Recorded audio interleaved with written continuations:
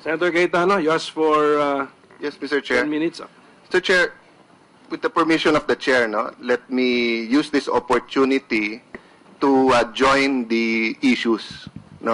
Sa umpisa ho ng hearing natin, sinabi ng ating chairman, importante na hindi kalat ang ating hearing, hindi ito isang lynching, hindi ito isang paghahanap ng kasalanan sa isang tao, isang pamilya o isang syudad, kung hindi ito isang legislative hearing in aid of legislation ng Blue Ribbon Committee.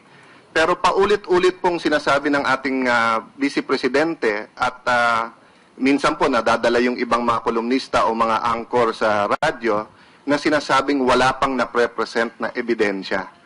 And as we know, there are only maybe 40,000-50,000 lawyers in a country of 100 million people. So allow me, Mr. Chair, to make a short presentation to share or to put on record what evidence is and what evidence have been submitted. And then from there, go to the next witness. Let me start first with a biblical principle. For nothing is hidden that will not be made manifest, nor is anything secret that will not be known and come to light. Walang natatago na di nalalantad at walang lihim na di nabubunyag. Bakit ko sinasabi to, Mr. President? Sapagkat, Mr. Chairman, sapagkat po kune-question kung in aid of legislation po ito, kompleto na po lahat ng Supreme Court decisions na nagsasabing ang fact-finding ay parte ng in aid of legislation. And hindi parate na meron kang batas na ipapasa. Minsan may batas kang i-amendahan, minsan may batas kang i-repeal, or minsan sa Blue Ribbon Committee, you will recommend filing of cases. So yung paulit-ulit na sinasabi ng Vice Presidente at ng kanyang mga spokesmen na wala naman pong in aid of legislation dito, sa Supreme Court nilang dalhin dahil paulit-ulit sinabi ng Supreme Court na ang fact-finding ay mahalagang parte ng in aid of legislation. So what is evidence? In Section 1, Rule 128, Revised Rules of Evidence, evidence is the means of ascertaining in a judicial proceeding the truth respecting a matter of fact. Or in the Merriam-Webster Dictionary, evidence is an outward sign, indication, something that furnishes proof, testimony, specifically something legally submitted to a tribunal to ascertain the truth of a matter. Or simply said, Mr. President, isa itong patunay. Ang patunay po ay pwedeng testimonya, pwede pong iba, para patunayan na totoo ang isang bagay na gustong dalhin sa isang korte o isang legal na proceedings. There are three kinds of evidence, Mr. Chairman. Object evidence, those addressed to the senses of the court, Section 130, Section 1, Revised Rules of Evidence. For example, kung you want to say na masarap ang isang pagkain, this is the object evidence. Nandito po yung biskwit, yan po ang ebidensya na ang biskwit ay nandito, titikman natin. Yan po ang object evidence. Documentary evidence, evidence consisting of writing or any materials containing letters, words, figures, symbols, or other modes of written expression offered as proof of their contents. Section 30, Rule 130, Section 2, Revised Rules on Evidence. An example is the letter of J. Bros. They are here today, but this forms part of documentary evidence. And the third is testimonial evidence, that which is given by witnesses in court. In this regard, all persons who can perceive and perceiving can make known their perception to others may be witnesses. Rule 130, Section 1, Revised Rules of Evidence. Isang matinding halimbawa po dito yung ZTE investigation. Ang ating pong star witness noon ay si Mr. June Losada. Sa pamamagitan ng kanyang testimonya, kinasuhan po ng Ombudsman sa Sandigan Bayan ang mga dating opisyales ng Arroyo government sa ZTE. So sa sinasabi po ng ating Vice Presidente na wala pong ebidensya or sabi-sabi lang po yun, testimonial evidence is one of the highest form of evidence. So let's go quickly to the Makati Parking Building case. Main allegations. Ito po ang mga issues para po pasimplin lahat kasi minsan kung saan-saan pumupunta. The Makati Parking Building is overpriced. Ibig sabihin, pinatungan ng presyo, mahal masyado, may tongpats. Yung pong allegation. Pangalawa, the bidding for the Makati Parking Building is rigged or in other words, niluto po ang bidding ng Makati parking bidding. Pangatlo, there is a system or pattern of corruption in Makati City under the Binais. In other words, Mr. Chairman, ang sinasabi po, kalakaran po sa Makati na luto na po ang mga bidding at meron pong lagayan. These are all allegations.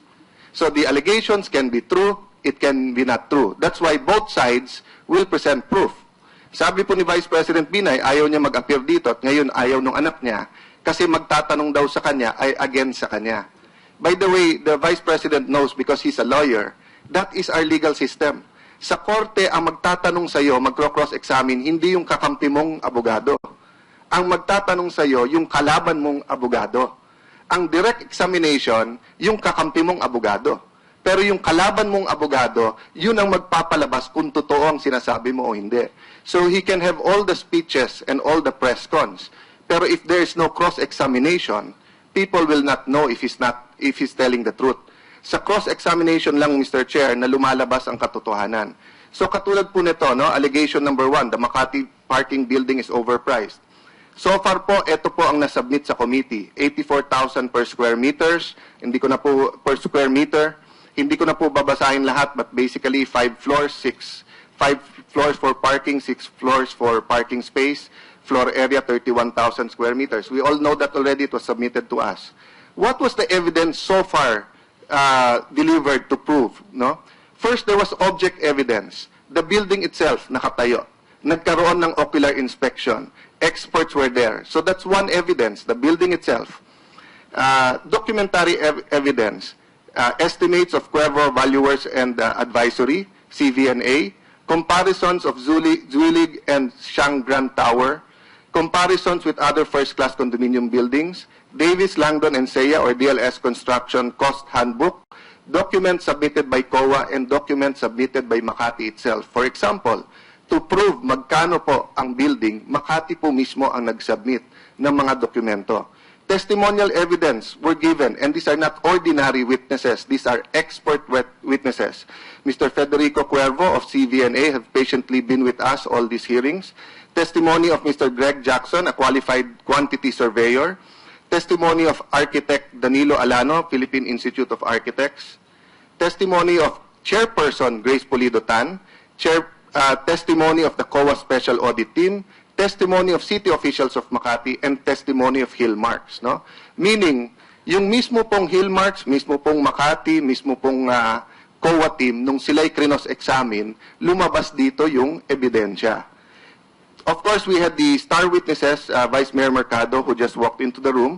We had the former General Services Department Head, Engineer Mario Hechanova, and we had other witnesses, no? Very quickly, ito po ang sinabit ng Cuervo Valuers na 23,000 per square in 2007, 26,945 pesos and 30 cents per square kung Class A na yung mga materyales, which hindi po yun ang nakita nung inspection. Nakita din po natin yung Zulig building versus yung parking building, kalahati lang po ang presyo, samantalang yung isa ay first-class condominium building, yung isa po ay parking building. Nakita din po natin yung tatlong iba pang mga klaseng building na ipinakita na. Susunod po, nakita po natin ang opisyal na sulat ng may-ari ng Siang Properties sa Siang Grand Tower ay 26,278 per square meter.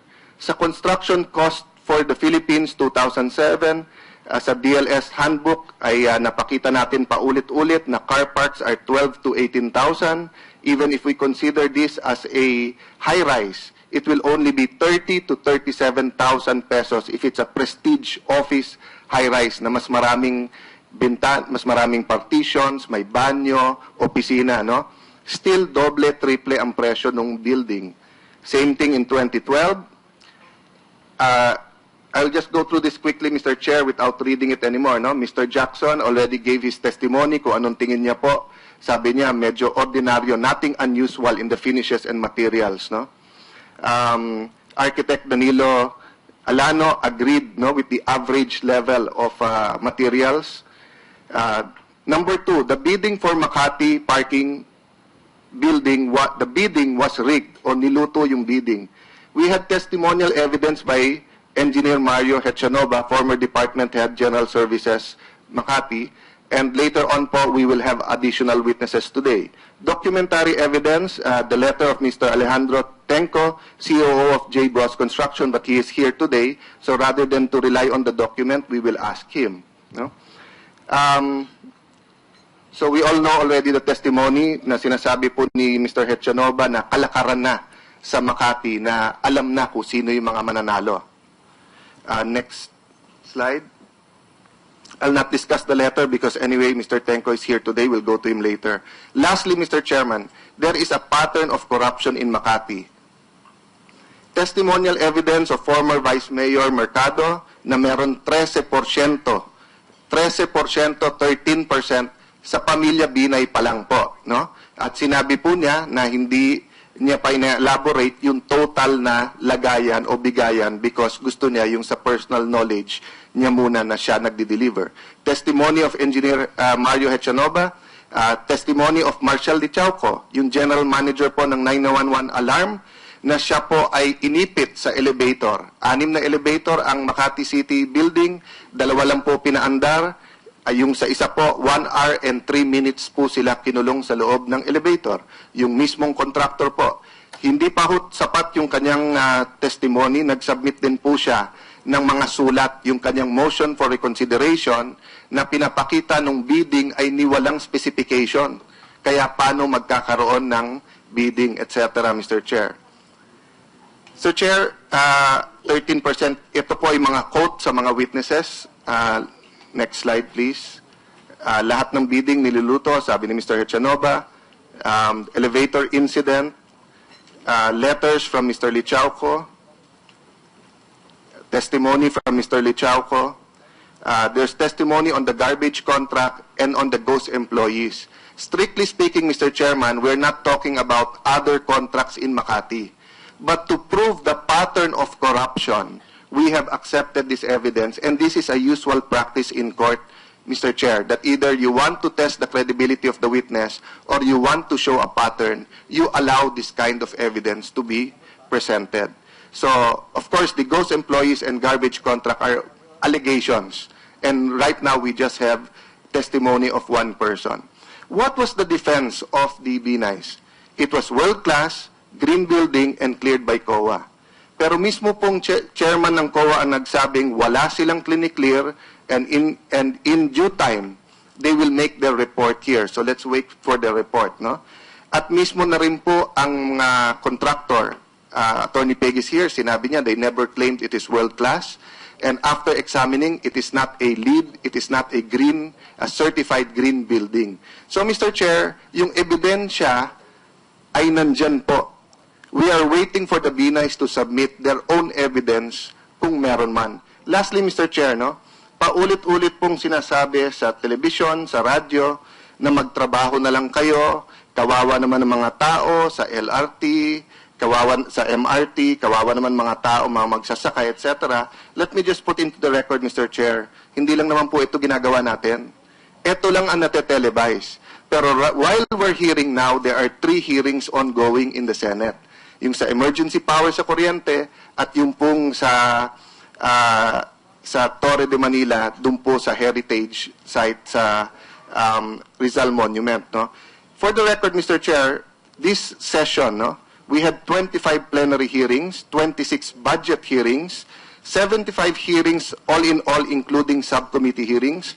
We enacted into law 13 laws, 14 bills passed on third reading in 25 plenary hearings. 4 bills were ratified by both houses at medyo landmark po yung dalawa. Yung pong coverage, PhilHealth coverage for all senior citizens at saka po yung Iskola ng Bayan kung saan po lahat ng top 10 na isa-certify ng DepEd na graduate ng March at April 2015 ay automatic nang tatanggapin ng mga state use sa kanilang region at libre na. We also passed the ladderized education and open distance learning. So, Mr. Chair, let me just assure our people na habang nilalabanan natin ang korupsyon, ginagawa din natin ang dapat gawin.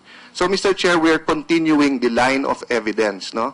Tumigil po tayo last hearing na tinanong ko po sa city administrator kung tinatawagan po nila ang ibang mga contractor, kung tinatawagan nila yung ibang witnesses na wag pumunta dito, no?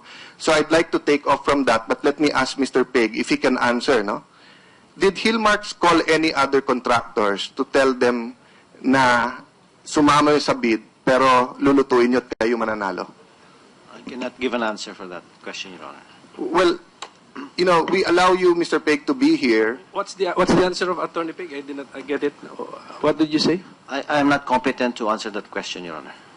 But I thought, Attorney Peg, nung unang appearance mo, sinabi mo dito, na legal ang bidding at hindi niluto ng Hillmarks yung bidding. Yes, Your Honor. So, kung hindi niluto yung bidding, ibig sabihin, wala kayong kinausap na ibang contractor para sabihin, boss, sumali kayo dyan, ha, pero kami mananalo dyan. I would like to clarify my answer, Your Honor. We did not talk to anyone, Your Honor. Okay. Sige. So, may I go now to Mr. Tenko?